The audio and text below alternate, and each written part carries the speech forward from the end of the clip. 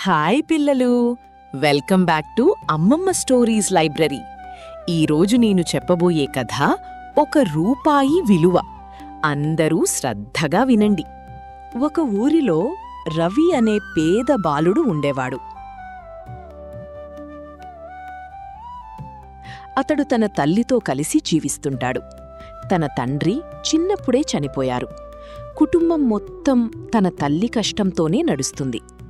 రవి తల్లి రోజూ కూలి పని చేసి కుటుంబాన్ని పోషిస్తుంది. అలాగే రవిని కూడా చదువుస్తుంది.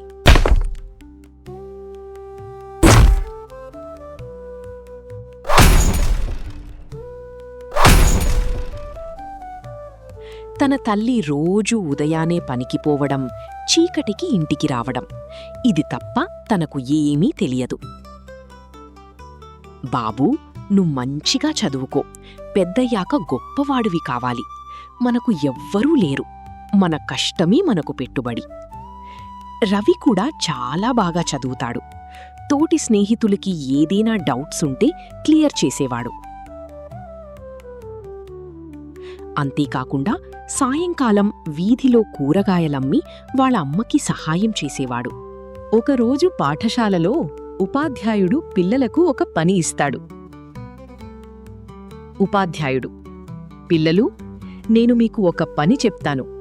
రేపు మీరంతా మీ జీవితంలో అత్యంత విలువైన వస్తువు తీసుకునిరండి. చూద్దాం ఎవరు ఏం తీసుకుని వస్తారో. అలాగే మాస్టారు అని ఎవరింటికి వాళ్ళు వెళ్తారు.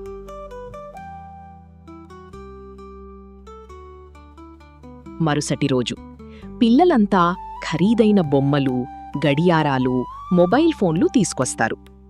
రవి మాత్రం పాతదైన ఒక రూపాయి నాణెం తీసుకొస్తాడు. అది చూసి పిల్లలంతా నవ్వుతారు. ఒక రూపాయి కూడా విలువైనదేనా? నేను ఖరీదైన ఫోన్ తీసుకునొచ్చాను. అందరూ చూడండి, రవి చీప్గా ఒక రూపాయి తీసుకునొచ్చాడు. ఒక రూపాయితో స్కూల్ కొంటాడనుకుంటా.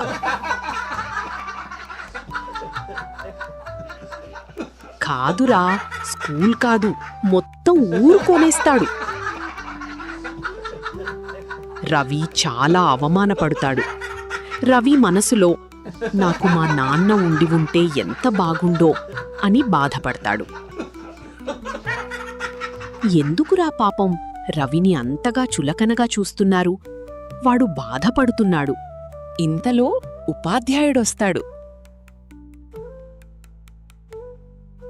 పిల్లలు, నిన్న చెప్పినట్టు అత్యంత విలువైన వస్తువు తీసుకొచ్చారా? చూపించండి. నేను ఖరీదైన ఫోన్ తీసుకొచ్చాను మాస్టరు. నేను ఖరీదైన గడియారం తీసుకొచ్చాను మాస్టరు. నేను ఖరీదైన బొమ్మలు తీసుకొచ్చాను మాస్టరు.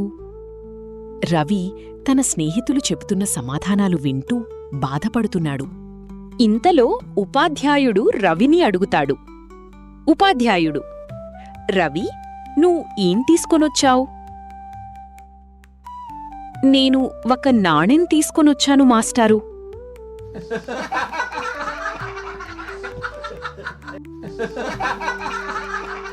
రవి, ఈ నాణెం ఎందుకంత విలువైనది?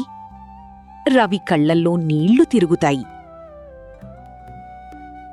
సార్, మా అమ్మ రోజంతా ఎండలో కష్టపడి సంపాదించిన మొదటి రూపాయి ఇది. తన గుర్తుగా నేను దాచుకున్నాను. నాకు ఇది చాలా విలువైనది. మా నాన్న చనిపోయాక మా అమ్మ ఎంతో కష్టపడి చదివిస్తోంది.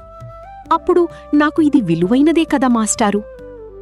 తరగతి మొత్తం నిశ్శబ్దమవుతుంది. ఉపాధ్యాయుడు భావోద్వేగానికి గురవుతాడు.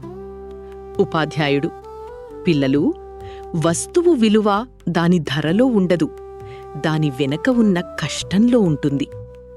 అందరూ రవిని అభినందించండి. పిల్లలు అందరూ చప్పట్లు కొడతారు. అప్పుడు రవి చాలా సంతోషంగా ఉంటాడు.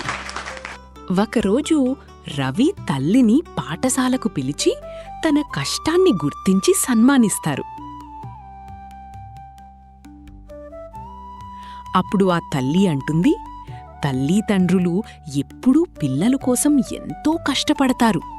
మీరంతా భవిష్యత్తులో మీ పేరెంట్స్ని ఏ కష్టం లేకుండా చూసుకోండి అని అంటుంది.